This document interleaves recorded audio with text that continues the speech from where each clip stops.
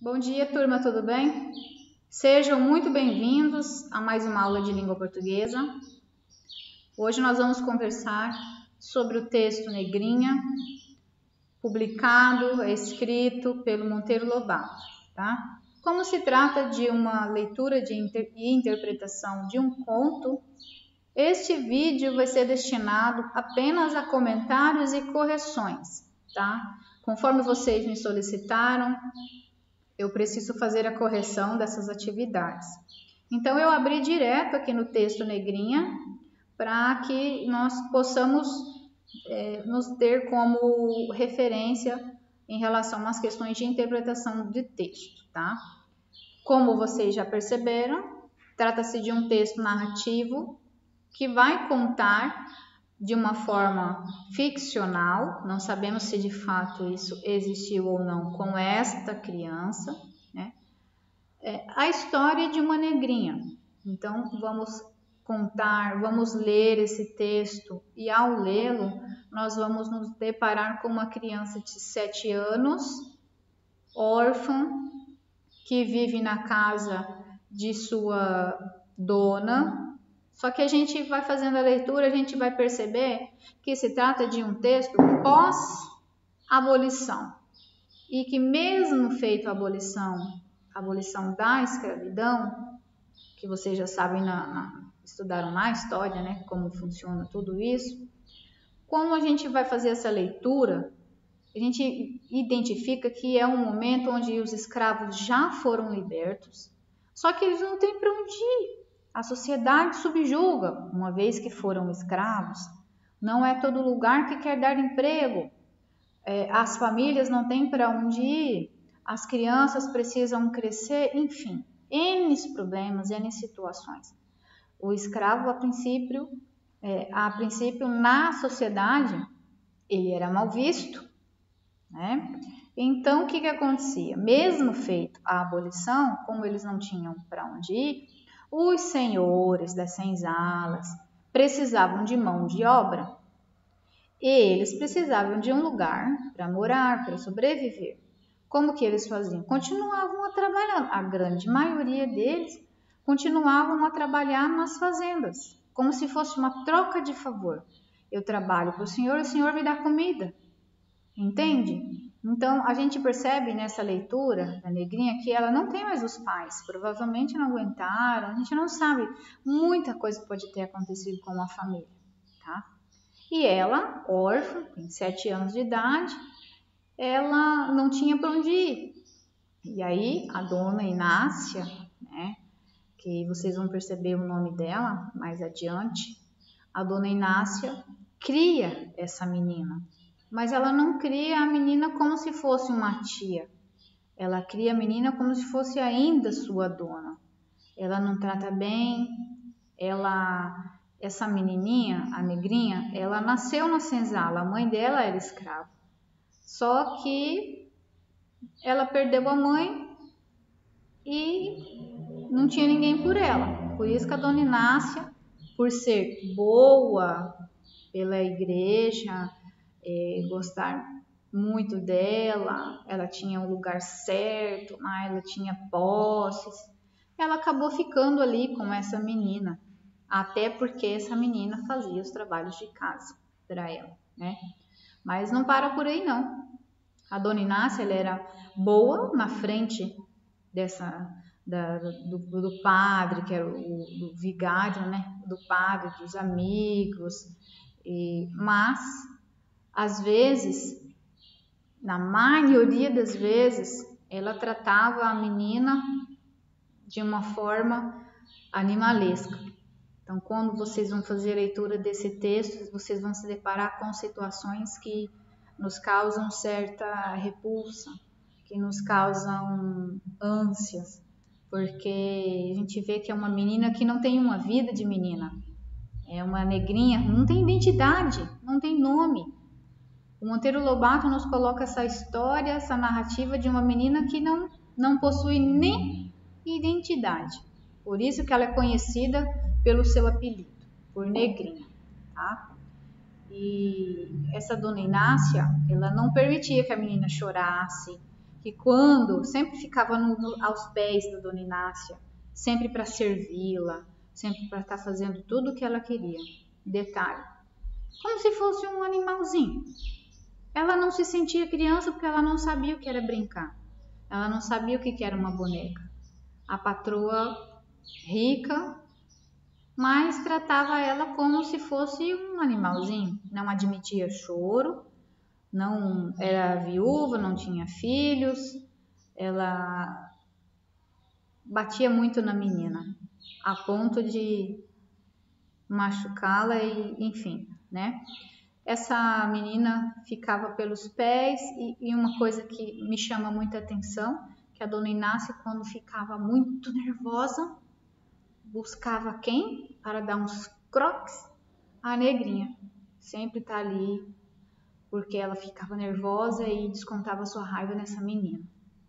E ela chorava pelos cantos, claro, obviamente. Ela só descobriu o que era de fato, sem contar nos beliscões. E ela só descobriu que de fato ela era uma criança porque em época de férias, final de ano, olha a crítica do Monteiro Lobato. Final de ano, todo mundo aquele espírito natalino, bondade, né? Aquela coisa toda ali e tal. Mas a dona Inácia, para deixar com que esse espírito natalino chegasse nela, deixava suas sobrinhas chegarem e ficarem, passar o final de ano, suas férias ali com ela. Junto com as sobrinhas, elas traziam uma boneca, que foi um encanto para a negrinha. A negrinha não sabia o que era brincar, ela não conhecia o que era uma boneca, ainda mais de porcelana, de uma cor que não era dela. Então, para ela foi um mundo completamente diferente. E tanto que as meninas riam, brincando ali com ela, com aquela boneca, ela não entendia muito bem o que era. As meninas achavam engraçado isso. E quando elas iam embora, a menina se colocava triste, né? Quando a negrinha fazia alguma coisa de errada, segundo aos olhos da dona Inácia, ela fazia sempre com que ela se castigasse. Ela batia, até mesmo uma situação muito delicada, que vocês, quem lê o texto, com certeza se sentiu muito mal, que a negrinha, ela fez alguma coisa que a dona Inácia não gostou, e a dona Inácia pegou um ovo, ferveu esse ovo, fez com que a menina abrisse a boca, colocasse esse ovo fervido na boca dela, e isso levou a ela a ter feridas, foi só aprofundando mais a sua tristeza, quase morreu de fome, por inanição e tudo mais. E depois, com o passar do tempo, essa menina acabou ficando quieta no canto dela, com tristeza, não tinha com quem brincar, sofreu por toda essa judiação e ela morre no final do texto que o Monteiro Lobato nos coloca. Você vê que até na sua morte ela foi sempre calada, né? Então a gente vê o jeito que ele faz a escrita, que ela não comia, que ela estava perdendo a expressão, que ela não tinha mais o olhar de susto, porque o olhar dela era como se fosse de um animalzinho. Ela não tinha mais cismas, e ela sempre pensava no período de dezembro, período de férias, que para ela brincava, ela ia no jardim, aquela coisa toda. E aí essa menina foi se desabrochando, a sua alma foi saindo do seu corpo, os sonhos dela na imaginação foram tomando conta de si. E aí fala que ela morreu na esteirinha, abandonada de todos, como um gato sem dono, ninguém, entretanto morreu jamais com maior beleza. O delírio rodeou-se de bonecas, todas louras, de olhos azuis, como anjos. E bonecas e anjos rodamuinham em torno dela. como se ela fosse uma princesa, com suas mãozinhas de louça da boneca. Enfim, a gente consegue visualizar que essa negrinha foi ficando sem mundo, sem impressão. Olha só, uma memória das meninas ricas. Então, é uma crítica que o Monteiro Lobato nos faz. É diferente do Monteiro Lobato que nós conhecemos, do Sítio do Pica-Pau Amarelo. É claro que ele foi muito criticado por esse texto, e não só por esse, assim como outros também, mas ele nos colocou uma crítica em relação ao momento pós-abolição, e nos coloca aqui uma situação de uma criança. O que acontecia com a criança que vivia fora, com esse momento pós-abolição? Com quem ela vivia?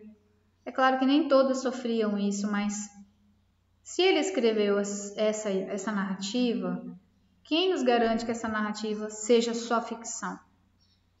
Machado de Assis escreveu um monte de textos criticando, falando desse momento de abolição e pós-abolição e durante a abolição. O que nos garante que não é só ficção?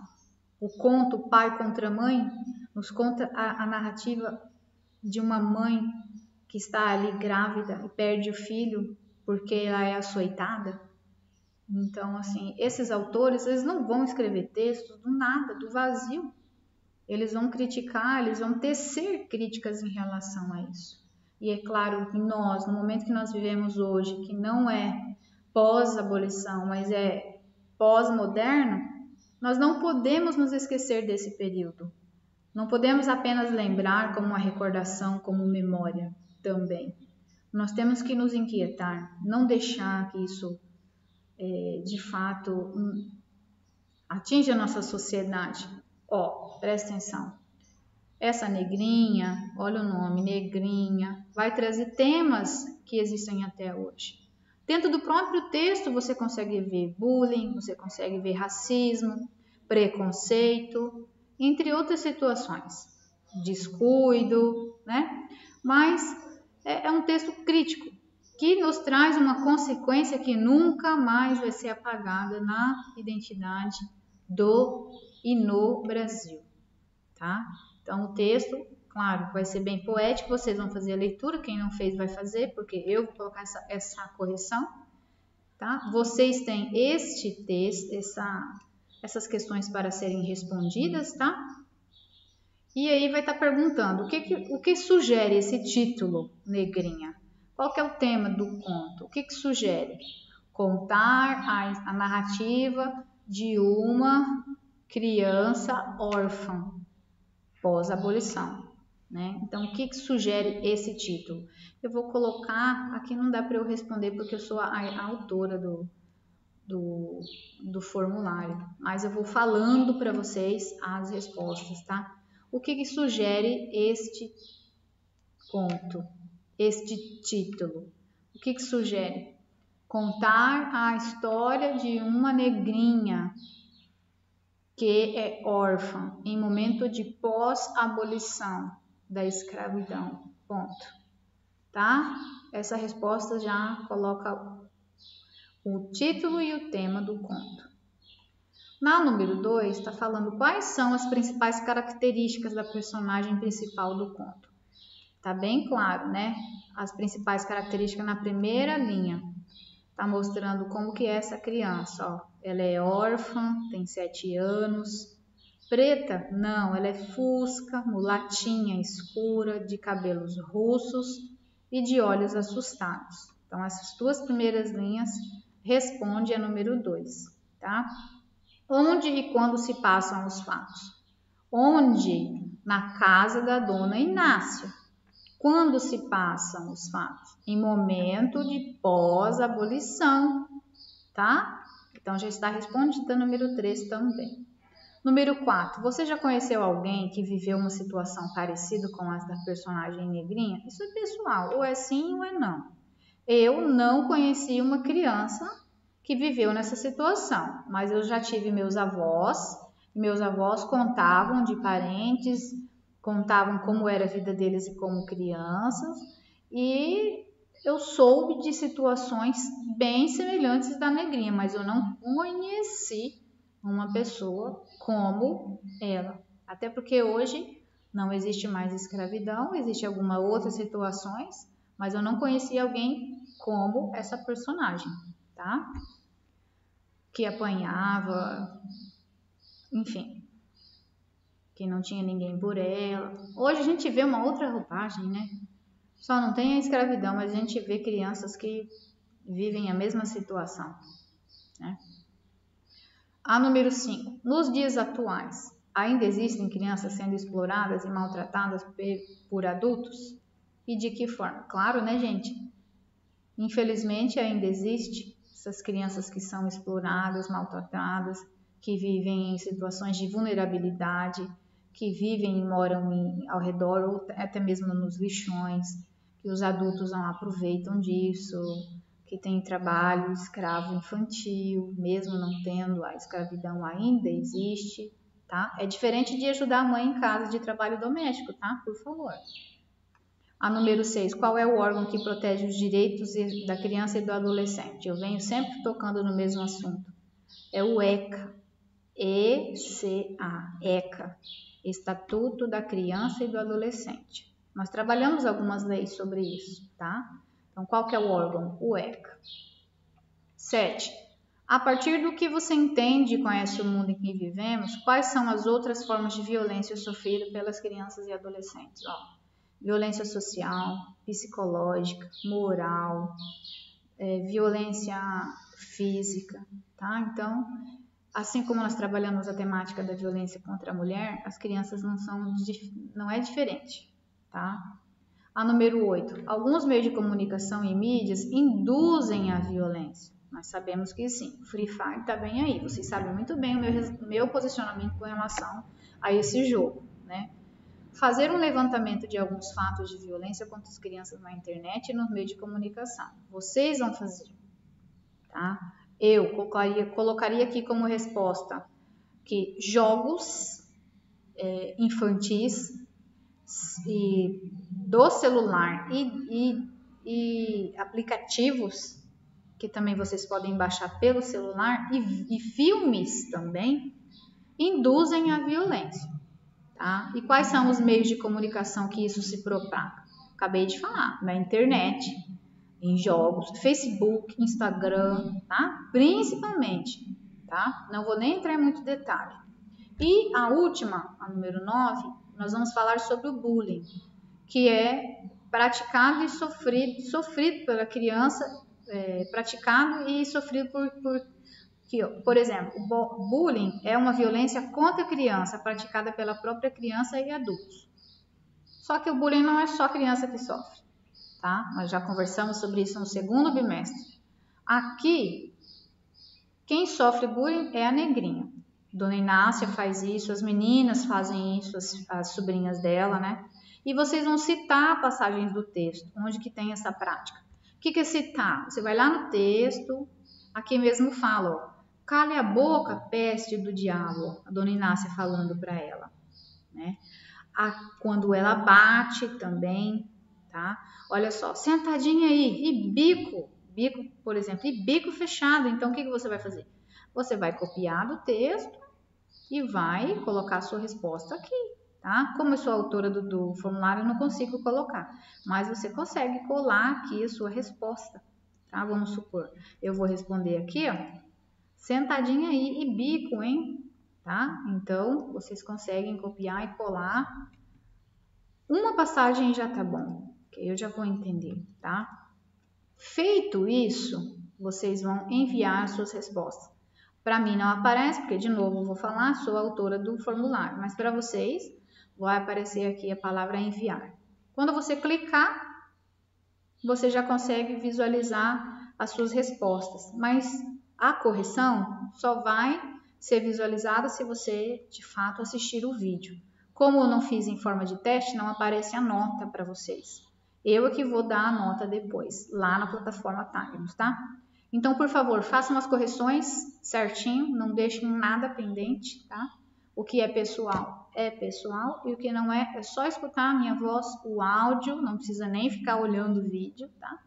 É só escutar e, é claro, fazer a correção devida e corretamente, ok? Muito obrigada, gente, e até a próxima aula, tá bom? Tchau, tchau!